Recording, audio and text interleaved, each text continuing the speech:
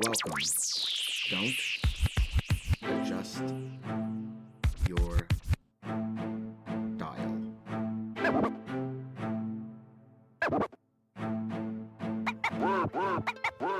Welcome everyone to the Lofi Poli Sci podcast. I'm your host, Michael Pickering. That's right. Lo-Fi's and low fidelity, low quality, in your face, messy as can be, global news show. Here we're going to talk about that famous question. What's going on in the world today? I hope everyone's ready. It's Messy Monday. Messy Monday's weekend recap will bring you 10 fast-paced headlines from across the globe, and then a piece of humanity to send you on your way for the week. So let's get messy. The news, fresh off the press. The following 3 stories all come from the BBC. We begin in Australia. Humpback whales enter Crocodile River and Australian first. No, no, no, no, run away, my whale friends. Run away from those crocodiles. Although I'd like to even see a crocodile try to open its mouth wide enough to take on a whale. Anyway, the story. A humpback whale in Australia went up a river into croc territory. The whale is estimated at 52 feet and should be okay, because that's massive for even a crocodile to mess with. However, this could change if the whale gets trapped in shallow waters and stranded. Again, flee, our whale cousin. Just turn around and flee, please. Up next, now to Rwanda we go. Paul Rusesabagina, Hotel Rwanda hero charged with terrorism. That's right, Mr. Rusesabagina has formerly been charged with terrorism in Rwanda after being arrested. He refused to enter a plea claiming his innocence. We watch this case closely as domestic and international actors seem to be gearing up to get involved. Off to Belarus for a weekend update on the situation there. Belarus protests Lukashenko to meet Putin as unrest continues. This weekend, protesters turned out en masse, somewhere in the neighborhood of 100,000 people wanting the Belarusian president to step down. Putin is sending in paratroopers, yes, paratroopers, people falling from airplanes with parachutes, for military exercises that will last until the end of September. And looks like he's going to give $1.5 billion to the Belarusian president to help buy off support, to help the country when it's times in need. We'll keep you updated this week. The story is just kicking into high gear. Our next 3 stories all come from Reuters World News. To the vastness of the net we go. BitDance picks Oracle as partner to try to save TikTok US. Source. Alright, don't get to thinking that this story is over, because it is by no means over. Firstly, this is a partnership and not a buyout of the US stakes, and the deal has to be approved, and we don't know how this partnership thing is going to be looked at in comparison to the selling of the US stakes. But the deadline is in 6 days, on September 20th. To Japan we now travel.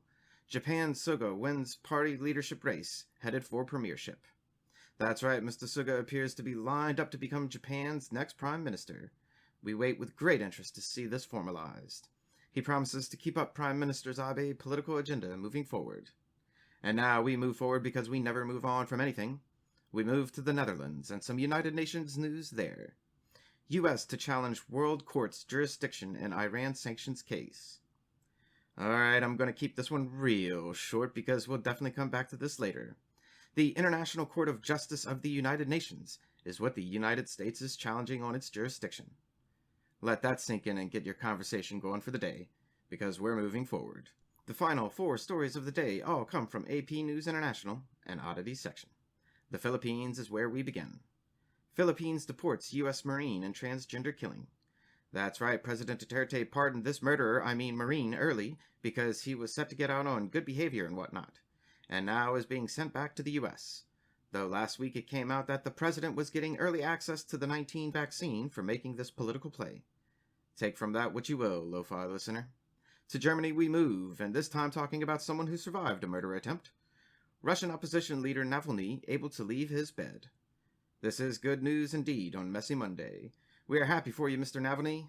Germany and France are still pushing for Russia to investigate this incident, and now we're apparently getting stories about how there are conflicting accounts of what actually took place in Russia. Maybe we'll get the truth out of this. Write in, Lo-Fi Nation, I'm curious your thoughts. Now back to China says in this next piece. China warns U.S. over U.S.-Taiwan economic talks. The headline says it all. More words that could lead to potentially more words with exclamation points and finger quotes. Or they could lead to an increase in the tech war, trade war, South China Sea dispute. You pick, there's so much going on between these countries that such vague words are simply that, vague. Though, as always, we wait patiently to see what this new warning is really all about. And a last piece of news to send you on your way for the day to Florida. Florida City repeals 13-year ban on saggy pants.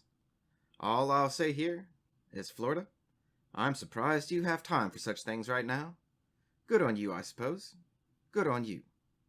And that's a brief snapshot of what's going on in the world today. Stay tuned for tomorrow's episode of Tuesday's Top 10 Most Densely Populated Countries. Always remember that Lofi Poli Sci is more than just me. It's the we that we be. Write in with questions or comments to lofipolisci@planetmail.com. Thanks for listening. Stay safe. Wash those hands. And I'll see you on the next episode of the Lofi Poli Sci podcast. Pickering, signing off.